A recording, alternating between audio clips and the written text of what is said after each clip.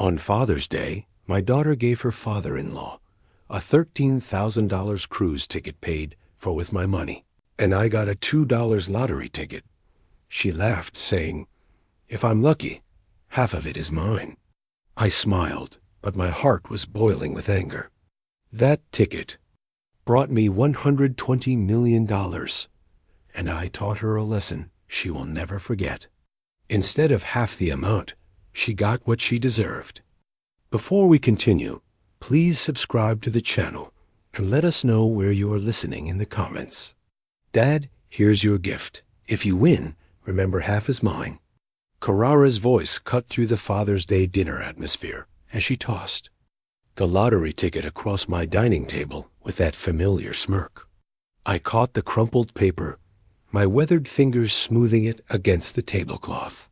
$2. The numbers blurred slightly as I stared at them, trying to process what had just happened. Very thoughtful, sweetheart. I managed, forcing a smile. This is but wait, Kara interrupted, her voice rising with theatrical excitement. I haven't given Eric his gift yet. She reached behind her chair and produced an elegant gift box, the kind that cost more than my weekly grocery budget. The ribbon alone looked expensive, shimmering under my simple dining room light. Eric straightened in his chair, his perfectly pressed shirt catching the afternoon sunlight streaming through my small windows. My daughter's father-in-law had the kind of confident posture that came from never worrying about money. These, Kara announced, lifting the cruise tickets from their silk-lined box, cost $13,000. Eric deserves the best for everything he's done for our family. The weight of the lottery ticket in my hand suddenly felt microscopic. I watched Eric examine the tickets with satisfaction, his manicured fingers tracing the gold embossing. "Now, this is what I call a proper gift, Kara," Eric said, his voice carrying that particular tone of approval reserved for expensive things. His eyes met mine across the table. "Your father taught you well." The phrase hung in the air like smoke. Other family members shifted uncomfortably, suddenly finding their plates fascinating. My sister Margaret cleared her throat while my nephew Tommy studied his hands. "Dad always said, 'Actions speak louder than words,'" Kara replied, her laugh bright and sharp. She glanced at Eric, and something passed between them, a look that made my chest tighten. Some people show love through grand gestures. Others, she gestured vaguely at my lottery ticket. I held the paper steady, though my hands wanted to shake. "I appreciate the thought, Kara." "Really?" "Oh, it's just a little joke," she said, waving dismissively. "But seriously, if you hit the jackpot, I expect my cut. I paid for it after all." Eric chuckled, the sound low and satisfied. "Perhaps next year, Stephen will surprise us all with something more substantial." The afternoon sunlight highlighted every uncomfortable expression around my table. Margaret's fork paused halfway to her mouth. Tommy's wife, Sarah, studied the family photos on my walls with sudden intensity. Even my grandson, Jake, usually buried in his phone, looked up with confusion. "These cruise tickets," Eric continued, fanning them out like playing cards, "represent 2 weeks in the Mediterranean. First-class accommodations, private balcony, all meals included. The kind of experience that creates lasting memories." I nodded, my throat tight. "Sounds wonderful." "It is wonderful," Kara agreed. "Eric has always been there for us financially. He helped us buy our house, paid for Jake's private school, even covers our country club membership. He's earned something special." The lottery ticket felt like it might disintegrate in my grip. I remembered the double shifts I'd worked at the garage, the overtime hours fixing transmissions and rebuilding engines, all to pay for Kara's college education. The nights I'd fallen asleep in my chair, too tired to make it to bed after working 16-hour days to afford her textbooks. "Well," I said quietly, "I hope you both enjoy the cruise." "We will," Eric said, slipping the tickets back into their box with ceremonial care. This is how families should treat each other, with generosity and respect. The conversation moved on, but I remained focused on the tiny piece of paper in my hands. $2. The same amount I used to give Kara for ice cream when she was 7. Back when that small gesture could light up her entire face.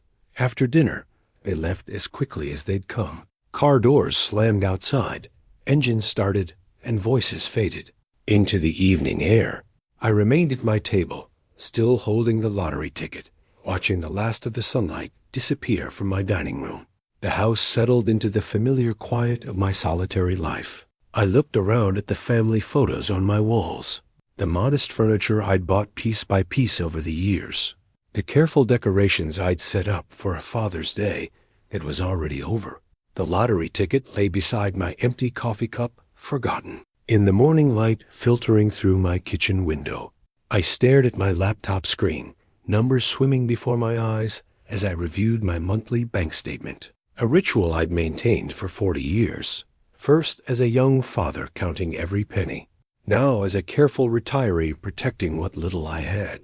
My finger traced down the list of transactions. Utility bills, grocery store purchases, a modest amount spent on Father's Day dinner ingredients. Everything accounted for, everything expected, until I reached a line that made my coffee grow cold in my mouth. Premium travel services 136 upward 3. I blinked, certain I'd misread. The amount stared back at me unchanged. My hands trembled as I referenced the date with my calendar. 1 week ago Thursday, I'd been nowhere near a travel agency. The realization hit me like a physical blow. Kara still had authorized access to my account, a precaution I'd set up years ago when her mother died in case of emergencies. I'd forgotten about it completely. My phone felt heavy in my shaking hands as I dialed her number. Each ring echoed in my quiet kitchen, mixing with the sound of my own heartbeat. "Hello, Dad." Her voice carried that particular tone of bored politeness she used when I interrupted her busy life. "Kara, I'm looking at my bank statement." I tried to keep my voice steady. "There's a charge for over $13,000 from premium travel services." Silence and a laugh, light and dismissive. Oh, that I bought Dad Eric his cruise. He deserves something nice for once. The words hit me like a slap. You took $13,000 from my account without asking." "I didn't take anything, Dad. I used family money for a family gift." Her tone shifted, becoming slightly defensive. "You wouldn't have spent it anyway. It's just sitting there. Kara, that's theft." My voice broke on the word. "You stole from me." "It's not stealing when it's family money," she snapped. "Eric has always been there for us financially. He helped us when we needed it. This is just returning the favor." I gripped the phone tighter. "I'm your father, Kara. I raised you. I worked double shifts to pay for your college. Your and Eric helped us both move beyond that." She interrupted. "He's shown us what real success looks like, what it means to be generous, to live well, to give meaningful gifts instead of." She paused, and I could hear her dismissive sigh instead of lottery tickets. The cruelty in her voice left me speechless. This was my daughter, the little girl who used to fall asleep in my lap while I read her bedtime stories. The teenager who'd cried on my shoulder when her mother died. The young woman who'd once called me her hero. "Dad, are you there?" "I'm here," I whispered. "Look, I know you're upset, but think about it rationally. Eric earned this. He's successful. He's contributed to our family's well-being. He deserves recognition for everything he's done." "And what about everything I've done?" Another paused. When she spoke again, her voice was colder than I'd ever heard it. "You did what fathers are supposed to do." Eric went above and beyond. The line went dead. I stared at the phone, the dial tone echoing in my empty kitchen like a funeral dirge. My hands shook as I set it down. The same hands that had held her as a baby, taught her to ride a bike, applauded at her graduation. I walked to my knitstand and grabbed the lottery ticket, the $2 joke she'd thrown at me, like scraps to a dog. Even this pitiful gift had been bought with my own stolen money. The irony was so perfect, it almost made me laugh. Instead, I crumpled the ticket in my fist, and marched to the kitchen trash can. The paper made a satisfying thud as it hit the bottom, joining the coffee grounds and empty cans that represented my simple, apparently worthless life. The house felt smaller suddenly, the walls closer together. I needed air, needed to move, needed to be anywhere but in this place where my daughter's betrayal echoed off every surface. I grabbed my jacket and headed for the door, my legs carrying me down the familiar streets of my neighborhood. The morning air was crisp, filled with the sounds of suburban life. Lawnmowers starting up, children playing, neighbors calling greetings. Across fence lines, Mrs. Patterson waved from her garden, her arthritic hands gentle with her tomato plants. "Beautiful morning, Stephen." "Yes, it is," I replied automatically, though the day felt anything but beautiful. I walked past the Henderson house, where Tom was teaching his grandson to throw a baseball. The boy's laughter carried on the breeze, pure and uncomplicated. I remembered teaching Kara the same way, her small hands gripping the ball with determination, her face bright with joy when she finally made a perfect throw. When had that changed? When had my love become insufficient? My life something to be ashamed of? The questions followed me down Maple Street, past the corner market where I'd bought Kara candy as a child, past the park where she'd played on summer afternoons. Every memory felt tainted now, viewed through the lens of what she'd become. My phone buzzed with a text message. For a moment, hope fluttered in my chest. Maybe Kara had reconsidered. Maybe she'd realized what she'd done. "Dad, I talked to Eric about the money situation. He thinks you're overreacting. It's not like you need it. If for anything important, we'll pay you back when we can. Maybe for Christmas." Kay, I stopped walking. Read the message again, then a third time when we can. As if $13,000 was pocket change. As if my financial security was negotiable. As if I should be grateful for the possibility of eventual repayment. The phone rang before I could respond. My sister Margaret's name appeared on the screen. "Stephen, are you okay?" Kara called me. "Said you were upset about some money thing. She stole $13,000 from my account." Margaret. The words came out flat, emotionless, to buy her father-in-law a cruise. Silence. Then she what? She still had access to my account. She used it to buy Eric a $13,000 cruise for Father's Day. She gave me a $2 lottery ticket and told me half the winnings were hers. "Jesus," says Stephen. "Are you sure? Maybe there's some mistake." She admitted it, said it wasn't really stealing because it was family money. I laughed bitterly. She said Eric deserved it because he's been generous to them, unlike me, apparently. Margaret's voice softened with the kind of sympathy that made my chest ache. "Stephen, I'm so sorry. I had no idea she'd become, so I don't even know what to call it." "Cruel," I said simply. "She's become cruel." We talked for a few more minutes, Margaret, offering to come over to call Kara herself, to help however she could, but there was nothing she could do. Nothing anyone could do. My daughter had shown me exactly what I meant to her, and no amount of intervention could change that truth. I walked home slowly, my legs heavy with exhaustion that had nothing to do with physical exertion. The house felt different when I entered, smaller, shabier, marked by the kind of poverty that comes from being seen through someone else's dismissive eyes. The trash can in my kitchen held the crumpled lottery ticket, a reminder of the joke that had started this whole nightmare. I stared at it for a long moment, remembering the weight of those $2 in my hand, the laughter in Carrera's voice as she tossed it across the table. Tomorrow, I would call the bank. I would revoke her access to my account, take the steps I should have taken years ago. But tonight, I would sit in my quiet house and mourn the daughter I'd lost, the relationship that had died somewhere along the way without my noticing. The lottery ticket remained in the trash, forgotten and worthless, while I grieved for something far more valuable that I'd already lost. But the next morning arrived with the kind of brutal clarity that follows a sleepless night. I sat at my kitchen table, coffee growing cold, as I stared at the bag's phone number written on a piece of paper. My hands felt steady for the first time in 24 hours. First National Bank Customer Service. "This is Rebecca. How can I help you?" I need to revoke authorized access to my account. I said, someone has been making unauthorized purchases. The conversation was surprisingly simple. Rebecca's voice carried professional sympathy as she walked me through the process. Within 15 minutes, Kara's access was terminated. New security measures were in place, and I felt something I hadn't experienced in years. The solid certainty of protecting myself. Is there anything else I can help you with today, Mr. Woods? No, that covers it.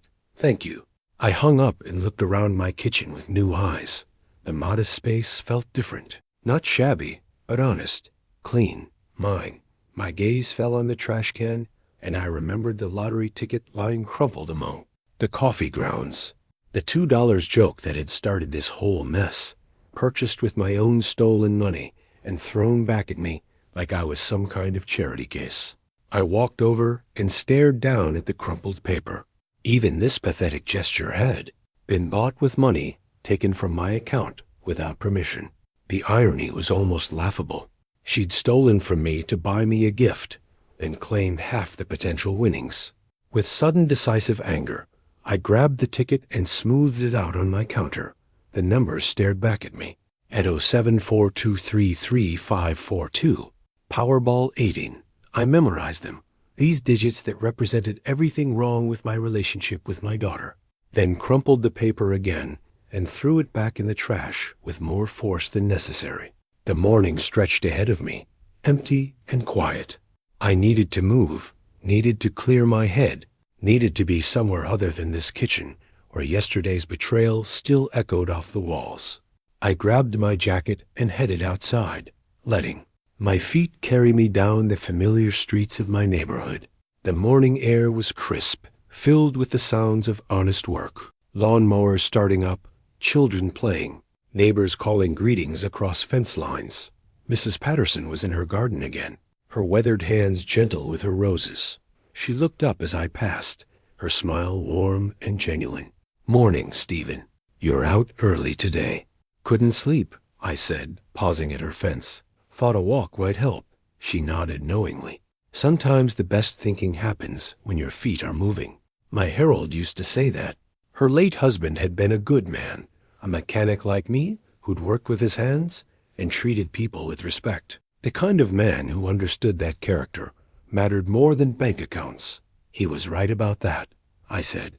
I continued, walking past the Henderson house, where Tom was washing his car with his grandson's help. The boy was more interested in splashing water than cleaning, but Tom didn't seem to mind. Their laughter carried on the breeze, uncomplicated and pure. 2 blocks down, I passed the corner market where I bought carrot candy as a child. The owner, Mr. Chun, was arranging fruit in his window display, each apple and orange placed with care. He'd been here for 30 years, serving the neighborhood with quiet dignity, never getting rich, but never compromising his principles either.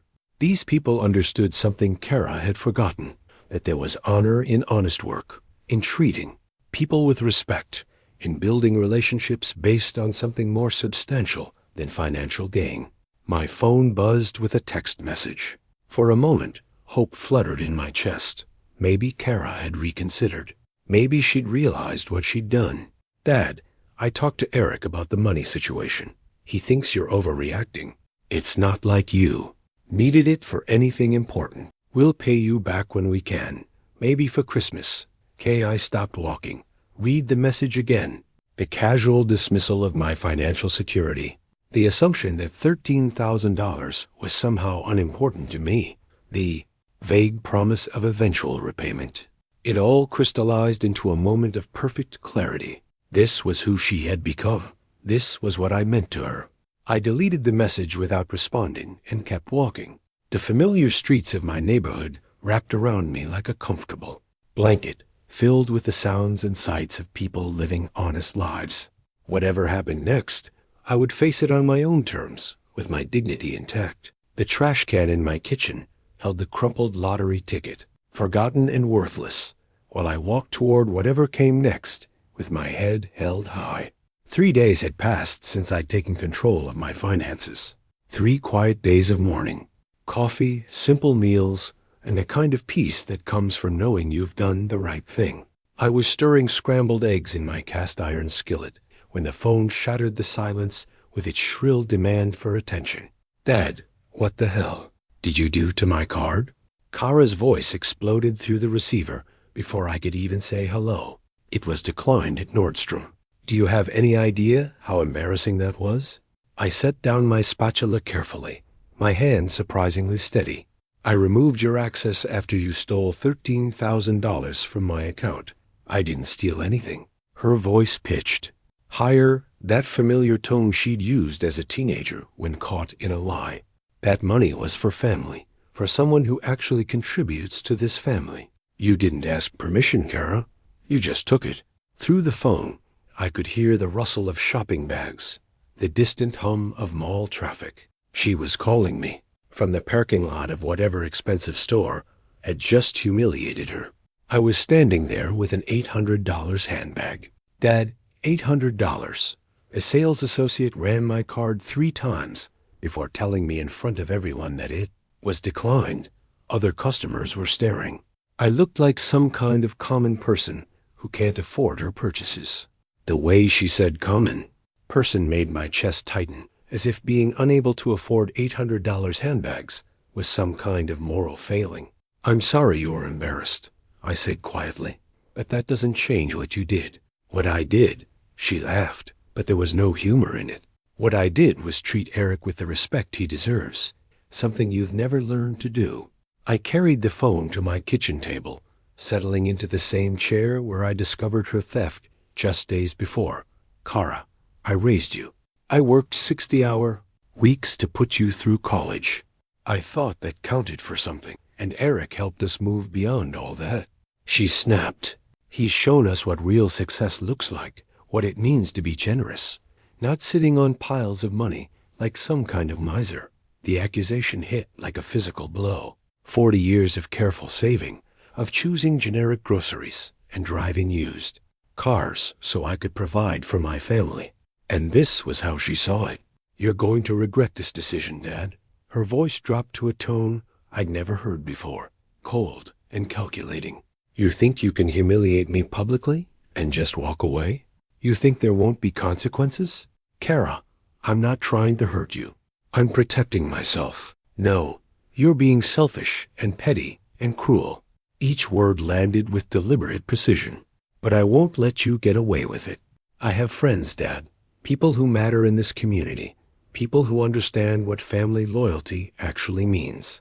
The line went dead with a sharp click that echoed in my quiet kitchen. I set the phone down and returned to my eggs, but they'd gone cold in the pan. Even reheated, they tasted like ash. That evening, I tried to distract myself with television, flipping through channels without really watching. A nature documentary about wolves, a cooking show featuring elaborate desserts I'd never attempt, a news program discussing economic policies that felt irrelevant to my small world. My tablet sat on the coffee table, unopened since yesterday. I'd been avoiding social media, avoiding the temptation to check on Kara's life from a distance, but curiosity finally won. I opened Facebook and scrolled through the usual collection of neighbor updates and distant cousin vacation photos. Then I saw it. Carrara's post sat at the top of my feed, accompanied by a photo of her looking devastated, her eyes red-rimmed, with carefully applied tears. Having to write this breaks my heart, but I need support right now. My father has decided to cut off my access to what has always been our family money. After years of me being there for him, helping him through Mom's death, managing his affairs when he couldn't, he suddenly decided I'm not worthy of his trust. All because I bought Eric, who has been more of a father figure to our family than anyone, a gift with money that was sitting unused in an account. I never thought my own father could be so selfish and cruel. I'm honestly questioning everything I thought I knew about the man who raised me. The post had 47 likes and 23 comments. I scrolled through them, my stomach churning with each sympathetic response. "Oh my God, Kara, I'm so sorry. Older people can become so paranoid about money. Your father should be grateful to have such a caring daughter. This is awful. Eric is such a wonderful man. He deserved that gift. Your dad is being ridiculous. Family money should benefit the whole family. Hang in there, honey. I closed the tablet and sat in my darkened living room, listening to the house settle around me. Somewhere in my bedroom, forgotten in the kitchen trash, lay the crumpled lottery ticket that had started this whole mess. The $2 joke that had revealed the truth about what I meant to my daughter. The following evening found me in the same chair, remote control resting loosely in my palm as I surfed channels with no particular purpose. The social media aftermath had been consuming my thoughts all day. Neighbors who suddenly avoided eye. Contact, the cashier at the grocery store who'd looked at me with newfound suspicion. Carrera's narrative was spreading, and I was losing the battle for my own reputation without even fighting. Click, a cooking show featuring complicated French pastries. Click, a sitcom from the 90s that I'd seen countless times. Click, local news discussing city budget issues. Click, the state lottery drawing program. Good evening, Ohio. Welcome to tonight's Powerball drawing, where we have a rollover jackpot of $12 million. I almost changed the channel, but something about the announcer's cheerful voice made me pause. Maybe it was the absurdity of it. Here, I was being called a greedy miser for protecting my modest savings, while someone was about to win more money than I could spend in 10 lifetimes. Tonight's winning numbers are the announcer's voice took on that ceremonial tone reserved for menace. Occasions: 714233542, and the Powerball is 18. My hand froze on the remote. Those numbers sounded familiar, disturbingly familiar. I grabbed a pen from the coffee table and scribbled the numbers on the back of an envelope as the announcer repeated them. 714233542. Powerball 18. My heart began racing before my mind fully caught up. I knew those numbers. I'd seen them recently, stared at them long enough to memorize them in a moment of anger and irony. The lottery ticket, the crumpled piece of paper I'd thrown away in disgust 3 days ago. I stumbled to the kitchen, my legs unsteady beneath me. The trash can sat innocently by the counter, filled with the detritus of solitary living, coffee grounds, empty cans, food scraps. I plunged my hands into the mess, digging through banana peels and soggy paper towels, searching for a small piece of paper that might change everything. My fingers found it near the bottom, stuck to the side of a yogurt container. The lottery ticket, stained with coffee grounds and wrinkled beyond recognition, but still readable. I carried it to the kitchen sink and carefully rinsed off the worst of the debris, my hands shaking as I unfolded it. 714233542, Powerball 18. Perfect. Every single number matched. I sat down hard in my kitchen chair, staring at the damaged ticket in disbelief. The $2 joke that Kara had thrown at me like scraps to a dog. The gift she'd bought with my own stolen money and then claimed half ownership of the piece of garbage I'd discarded in anger. It was worth $120 million. I called the lottery hotline with trembling fingers, following the automated prompts to verify the winning numbers. The mechanical voice confirmed what I had already knew. The winning Powerball numbers for tonight's drawing are 7, 14, 23, 35, 42 with Powerball 18. The jackpot amount is $120 million. I hung up and looked around my modest kitchen with new eyes. The outdated appliances, the worn linoleum floor, the simple table where I ate my solitary meals. All of it suddenly felt surreal, like a movie set about to be struck and replaced with something entirely different. The lottery ticket lay on my table, still damp from its rescue from the garbage, still creased with the force of my angry disposal. Kara's voice echoed in my memory. If you win, remember half is mine. I barely slept. That night, alternating between checking the lottery ticket for the 100th time and staring at my ceiling in disbelief. By morning, I'd convinced myself it had to be a mistake, a hallucination brought on by stress and social isolation. But the numbers remained the same, and the ticket, despite its journey through my garbage, was undeniably real. The Ohio Lottery. Commission offices in downtown Columbus were more impressive than I'd expected. glass and steel reaching toward gray March clouds with security guards, and an atmosphere of serious business. I clutched the ticket in a plastic sleeve, my palms sweating despite the cool morning air. "Mr. Woods?" The lottery official, a woman named Janet Chun, smiled professionally as she examined my battle ticket. "This is quite a story. Found it in your trash. Threw it away in anger," I admitted. "My daughter bought it as a Father's Day gift, but the circumstances were complicated." Janet nodded without judgment, placing the ticket under some kind of specialized scanner. "We see all kinds of situations here. The important thing is verification, and I'm happy to tell you, Mr. Woods, that this is indeed a winning ticket." Words seemed to echo in the sterile office space. I gripped the arms of my chair, afraid I might float away. However, Janet continued, "Our verification process takes 48 hours for prizes of this magnitude. We need to confirm the ticket's authenticity through multiple security measures, prepare the legal documentation, and arrange for the payout process." I nodded numbly, signing papers and providing identification, barely processing the cascade of information about taxes, payment options, and publicity procedures. By the time I left the lottery office, my head was swimming with figures and legal terminology. But one fact remained crystal clear. I was worth $120 million. The drive home passed in a blur of familiar streets that suddenly felt foreign. Everything looked the same.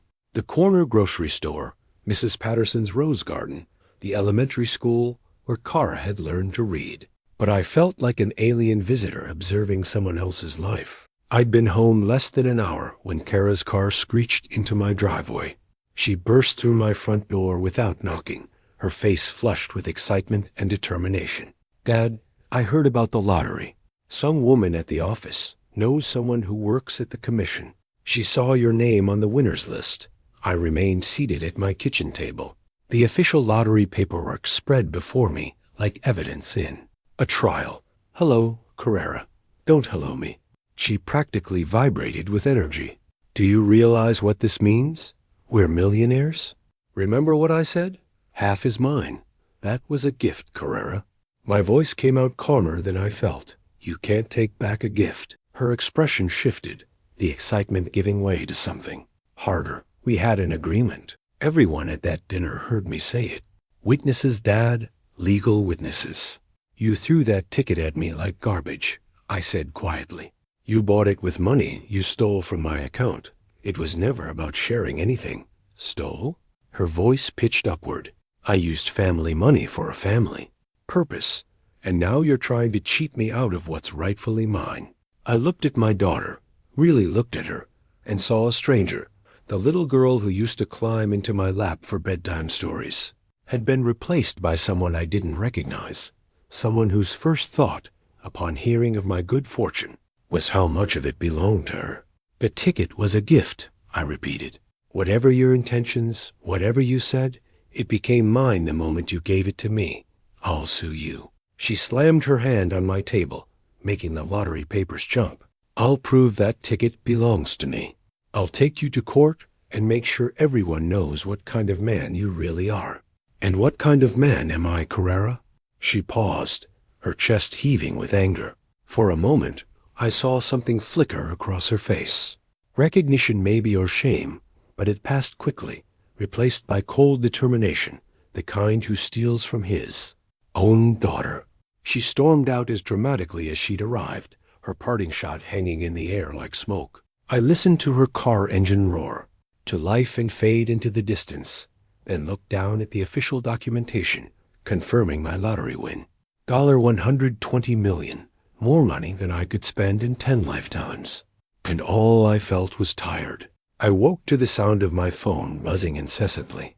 On the nightstand, 15 missed calls, 12 text messages, and a cascade of social media notifications that made my stomach lurch before I was fully conscious.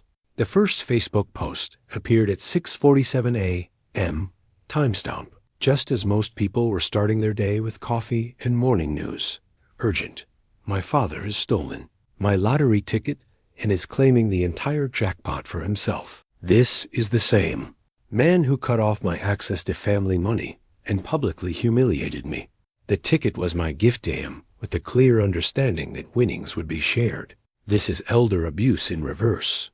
When elderly people become so obsessed with money, they'll cheat their own children. Please share this post. I need people to know the truth about what's happening. The post included a photo of me from last Christmas, looking serious and somewhat stern in my holiday sweater. Below it, comments were already accumulating like digital wildfire. But Kara hadn't stopped there. Her Instagram featured a tearful video of her sitting in her car, mascara running down her cheeks as she spoke directly to the camera. I don't usually air family business like this, but I'm desperate. My own father has stolen my lottery ticket, literally stolen it, and now he's claiming the entire $120 million for himself. I bought that ticket as a Father's Day gift. I jokingly said, half is mine because that's what you do with family, right? You share. But apparently my father heard that as a legal challenge instead of a daughter's love. Eric had coordinated his own campaign across LinkedIn and Facebook, his posts carrying the weight of professional credibility. Witnessing financial elder abuse is devastating, but reverse elder abuse is equally damaging to families. When elderly individuals become obsessed with money to the point of betraying their children's trust and generosity, we all lose. My wife is heartbroken by her father's greed. The lottery ticket was purchased as a gift with clear verbal agreements about sharing. Yet, he claims exclusive ownership. This behavior destroys families and communities. My phone rang again. Margaret. Stephen, what in God's name is happening? My neighbor just called asking if you really stole Carrera's lottery ticket. Social media is going crazy. I explained the situation as simply as I could, but even to my own ears, it sounded complicated. Yes, Cara had bought the ticket. Yes, she'd made jokes about sharing winnings. Yes, I had actually won. No, I didn't believe I owed her anything. But Stephen, Margaret said gently, she did buy it for you. With money she stole from my account, I reminded her. By noon, the story had gone viral in our small corner of the internet. Local Facebook groups buzzed with debates about family loyalty, legal obligations, and moral responsibilities. The neighborhood app next door featured heated discussions about the greedy lottery winner on Maple Street. I made the mistake of reading comments on Carrera's posts. This is disgusting. How can a father do this to his daughter? Lawyers need to get involved. This is theft, plain and simple. I know this family. The daughter has always been so generous and kind. The father has always been weird about money. Team Cara. No way should an old man keep money that belongs to his daughter. Eric's professional network had mobilized too. Colleagues from his investment firm shared his posts with serious commentary about family values and financial ethics. Their shared social circle, people I'd known for years, publicly supported Carrera's version of events. I closed my laptop and walked to my kitchen window, looking out at the neighborhood I'd called home for 30 years. 3 neighbors stood near my mailbox, clearly discussing the situation. When they saw me at the window, they scattered like guilty children. My phone buzzed with a text from an unknown number. Channel 6 wants to interview you about the lottery controversy. Can you call us? Another message. Columbus Dispatch seeking comment on family lottery dispute. And another legal representation. Available for lottery ticket disputes. Free consultation. I turned off my phone and sat in my quiet kitchen. The official lottery paperwork still spread across my table like evidence of my guilt. Outside, my neighbors whispered and speculated, their judgment delivered through social media comments and careful distances. The irony wasn't lost on me. I was worth $120 million, and I'd never felt more alone in my life. The morning light filtered through my kitchen window as I spread printed copies of Carrera's social media posts across my table like evidence in a trial. Each comment, each share, each supportive response felt like another nail in the coffin of my reputation. The coffee grew cold in my cup as I read through the digital assassination of my character. My landline phone rang, cutting through the silence with its old-fashioned mechanical bell. The caller ID showed a number I didn't recognize. but something about its pattern suggested a business line. "Mr. Woods, this is William Johnson, Eric's father." The voice was measured, professional, carrying the kind of authority that came from years of boardroom negotiations. "I believe we need to talk." I gripped the receiver tighter. "I'm not sure what there is to discuss, Mr. Johnson. There's quite a lot, actually." A pause, then. "Could we meet this morning? Say Murphy's Diner on 5th Street in an hour." Murphy's Diner was a modest family restaurant where I sometimes went for their Saturday morning special. The kind of place where Eric would never be caught dead. "May I ask what this is about?" "The lottery ticket," William said simply. "And what?" "I witnessed on Father's Day." My heart hammered against my ribs. "You were there." I was indeed. 1 hour, Mr. Woods. The line went dead, leaving me staring at the phone in confusion. Eric's father wanting to meet about the lottery ticket could only mean trouble. Maybe they were coordinating the legal strategy. Or perhaps William was coming to pressure me into settling with Kara. I almost didn't go, but curiosity won over caution. Murphy's Diner occupied a corner lot that had hosted restaurants for 50 years. Red vinyl booths, checkered linoleum floors, and the kind of coffee that could wake the dead. I spotted William immediately. His tailored navy suit stood out like a peacock among sparrows in the humble establishment. He rose when he saw me, extending a well-manicured hand in greeting. "Mr. Woods, thank you for coming." We slid into a booth near the window, where morning light illuminated the deep lines around. William's eyes.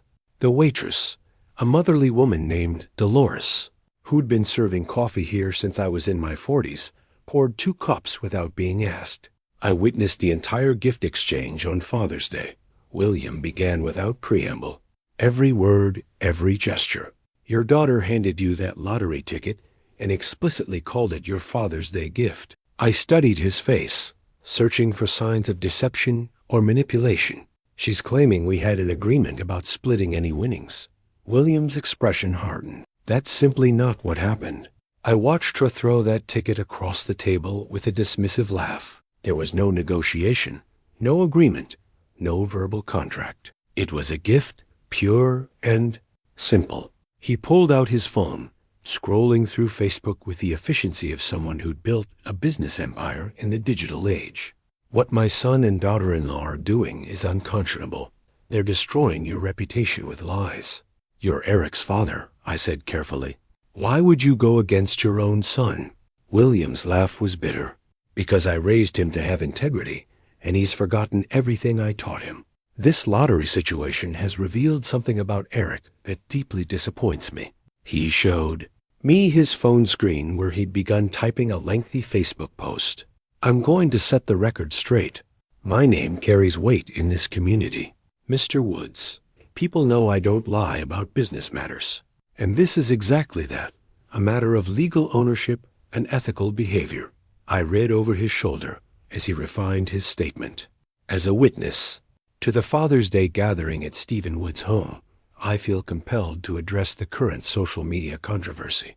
I personally observed Kara Johnson purchase and present a lottery ticket to her father as a Father's Day gift. There was no negotiation, no agreement about sharing winnings, and no conditions attached to the gift. Mr. Woods is the rightful owner of that ticket and any winnings it may have generated.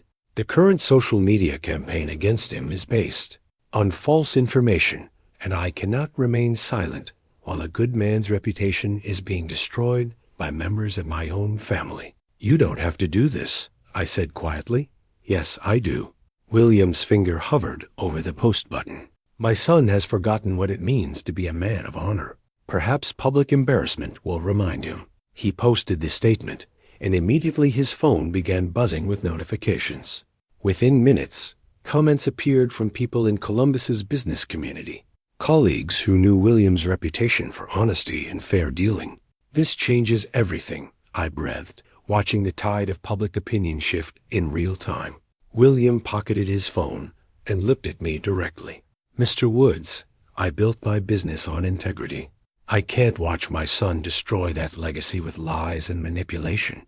We sat in comfortable silence, watching normal people go about their Saturday morning routines, families ordering pancakes, elderly couples sharing the newspaper, teenagers texting while their parents tried to engage them in conversation. Life continuing normally while my world transformed. The truth has a funny way of surfacing, William said finally. Sometimes it just needs the right person to speak it. We shook hands outside the diner, his grip firm and reassuring. As he walked toward his black Mercedes, I remained by my modest sedan, feeling something I hadn't experienced in weeks. Hope. 2 weeks later, the phone call I'd been waiting for finally came. Mr. Woods, this is Janet Chun from the Ohio Lottery Commission. Your verification process is complete, and we'd like to invite you to our formal check presentation ceremony tomorrow morning. A ceremony? I asked, still processing the magnitude of what was happening. We offer winners the choice between a private meeting and a public presentation. Given the recent interest in your case, we thought you might prefer the transparency of a public ceremony. I thought about Carrera's social media campaign, about the whispered conversations that followed me through grocery stores, about the neighbors who no longer made eye contact. Yes, I'd like the public ceremony. Excellent. 10 o'clock a.m. at our Columbus headquarters. There will be media presence, so dress appropriately. And Mr. Woods, congratulations. This is going to change your life. That evening, I laid out my best clothes. A navy blue suit I'd bought for my wife's funeral 8 years ago. A white shirt that still had the crisp edges of professional pressing. And the tie Kara had given me for Christmas 5 years back before everything changed. The lottery buzzed with activity when I arrived. Television crews adjusted lighting equipment. Photographers tested angles. And lottery officials bustled around with clipboards and official documents. I felt like an actor who'd wandered on to someone else's movie set. Mr. Woods. Janet Chun approached with a warm smile, ready to become a millionaire. The actual ceremony was surprisingly formal. A backdrop featuring the Ohio Lottery logo, an oversized check that took 2 people to hold, and enough camera flashes to light up a stadium. When Janet announced me as the winner of the $120 million jackpot, the applause felt surreal. This is certainly unexpected, I said into the microphone, my voice carrying better than I'd hoped. I planned to use this blessing responsibly to help others, to pursue dreams I'd put aside, and to live with dignity. The questions from reporters came rapidly. How did it feel to win? What were my plans? Would I quit working? I answered as honestly as I could, focusing on gratitude and responsibility rather than the family drama that had brought me here. Then, through the crowd of media personnel, I saw them. Kara and Eric pushed through the gathering, her face flushed with determination and desperation. She wore the kind of outfit she reserved for important occasions, a designer dress that probably costs more than my monthly pension. "Stop," she called out, her voice cutting through the professional atmosphere like a knife. "That's my ticket." We had an agreement. Security personnel moved immediately, but Carrera's voice carried over their intervention. "Everyone here needs to know the ticket was mine. He's stealing from his own daughter." The cameras, which had been focused on me in the ceremonial check, swiveled toward the commotion. This was the kind of drama that television news lived for. "Ma'am, you need to step back from the ceremony area," a security guard said firmly, but politely. I looked directly at Kara, feeling calmer than I had in months. "Kara, please don't do this here." But she was beyond reason, gesticulating wildly as Eric tried to pull her back. "I bought that ticket," I said half was mine. Everyone at that dinner heard me. A reporter thrust a microphone toward me. "Mr. Woods, can you comment on this family dispute?"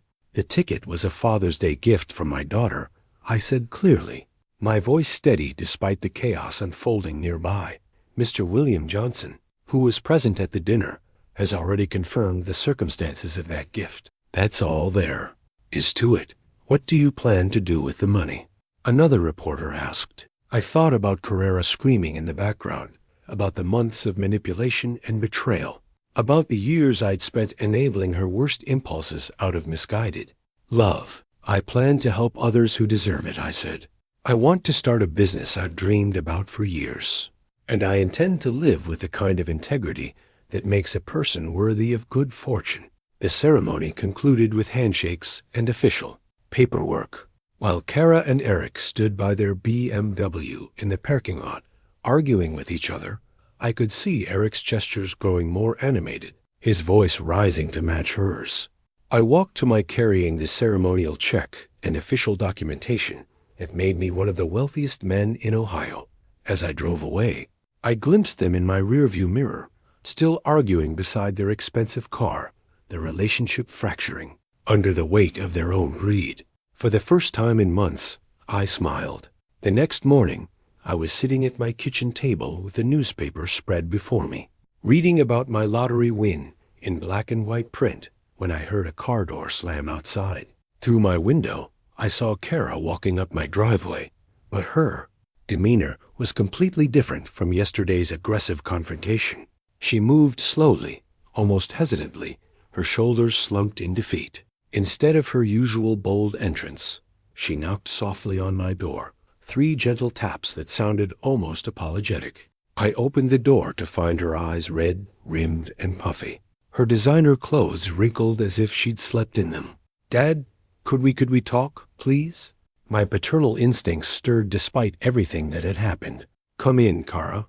She followed me to the living room, perching on the edge of the couch like a bird, ready to take flight.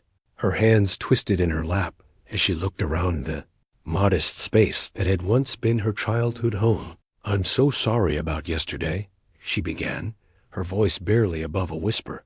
"I was just overwhelmed and scared. I wasn't thinking clearly." The tears came then, streaming down her cheeks with practiced precision.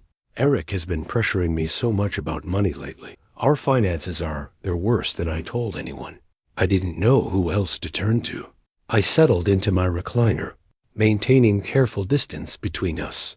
"What kind of financial trouble, Kara?" "We're about to lose our house," she said, her voice breaking on the words. "The mortgage payments, the credit cards, Eric's business, it's all falling apart. We owe almost $400,000, and the bank is starting foreclosure proceedings." She painted a picture of sleepless nights, panic attacks, and desperate attempts to keep up appearances while their world crumbled. Eric's investment firm was failing, she claimed, losing clients and hemorrhaging money. The country club membership they couldn't afford to cancel. The private school tuition for Jake that was draining their resources. I was too embarrassed to ask for help before, she continued, wiping her eyes with a tissue. "You know how proud Eric is. He'd die if he knew I was here begging my father for money." I listened to her performance, and it was a performance, I realized with painful clarity. The same techniques she'd used as a teenager when she wanted something. The tears, the helpless damsel routine, the appeals to my protective instincts. "You've always been there for me before," she said, reaching across the space between us to touch my hand. "I just need help one more time. Just enough to save our house and get back on our feet." "How much, Kara?" $2 million would solve everything, she said quickly, as if she'd rehearsed the number. "It sounds like a lot, but it's nothing compared to what you won. You'd still have over $100 million left." The simplicity of her request was breathtaking. $2 million, a sum that would have represented 40 years of my pre-L income, delivered as casually as asking to borrow $20 for gas. "Kara," I said gently, "I've heard these same promises before." Her expression shifted slightly, confusion flickering across her features. "What do you mean?" "You stole $13,000 from my account without asking. You publicly humiliated me on social media. You tried to take my lottery ticket by force." I kept my voice calm, factual. "Now you want me to reward that behavior by giving you $2 million. This is different." The tears came faster now, more desperate. "I was wrong before. I admit that. But we're talking about losing everything, Dad. Our house, our life, Jake's education. You need to learn to solve your own problems." The words hung in the air between us like a challenge. Carrara's face transformed, the mask of vulnerability slipping to reveal something harder underneath. "You're really going to do this?" she asked, her voice taking on a familiar edge. "You're going to let your own daughter lose her house while you sit on a $100 million? I love you, Kara, but I won't enable your choices anymore. She stood abruptly, pacing to the window and back. Fine, fine. But don't expect to be part of Jake's life going forward. Don't expect Christmas visits or family dinners or phone calls when he graduates high school. The threats came faster now, each one designed to hit my deepest fears about isolation and family loss. No grandchildren at my funeral. No relationship with future generations. A lonely old man dying alone because he was too selfish to help his only child. If that's your choice, I said quietly, I'll have to accept it. The finality in my voice seemed to shock her. She stared at me for a long moment, perhaps recognizing that her manipulation toolkit had finally met its match. You've changed, she said, her voice cold with disappointment. Money has made you cruel. No, Kara, money has made me free. She stormed out without another word, her footsteps echoing on my front walkway as she marched to her car. I stood at my front window, watching her drive away with visible anger, her tires squealing as she peeled out of my driveway. I turned away from the window and looked around my quiet home, feeling a mixture of sadness and relief. The little girl who used to fall asleep in my lap reading stories was gone, replaced by someone I didn't recognize and couldn't save. I walked to my kitchen to make tea, my movements calm and purposeful. For the first time in years, my home felt truly peaceful. 3 months later, I stood in my empty living room, holding my phone as movers loaded the last boxes. I scrolled to Carrera's contact and selected block this number. Some bridges once burned weren't meant to be rebuilt. The drive to Dayton took 2 hours through rolling countryside. In this new city, I would be simply Stephen Woods, new resident, not the lottery winner from the news. My house sat on a quiet street 3 hours from Columbus, far enough that unexpected visits would require real commitment. Henderson's classic auto restoration had been for sale for months. When I walked through the shop, inhaling the familiar sense of motor oil and polish, I knew I'd found my purpose. You sure you want this much work? Asked Tom Henderson, gesturing at project cars filling his bays. Most folks your age are thinking about slowing down. I ran my hand along a 1967 Mustang's fender. I'm just getting started. Within a week, Henderson's became Wood's Classic Auto Restoration. I hired 3 local mechanics and established the supporting Single Fathers Foundation, remembering my own struggles after my wife's death. Evenings in Dayton were peaceful. I could walk without whispered conversations following me. The local diner served coffee without gossip about my personal life. Settling in? Okay? Asked Helen, and my neighbor bringing homemade cookies. Neighborhood's quiet, but we look out for each other. Quiet is exactly what I hoped for, I told her. The shop became my sanctuary. Working alongside younger mechanics, I rediscovered satisfaction in solving problems with my hands rather than my checkbook. We restored a 1955 Chevrolet to mint condition. The owner wept when he saw it, and I understood completely. I thought about Kara sometimes, but without sharp pain. The money hadn't changed me. It revealed what I'd always been underneath years of enabling. My phone rang occasionally with unknown numbers I suspected were her, but I let them go to voicemail.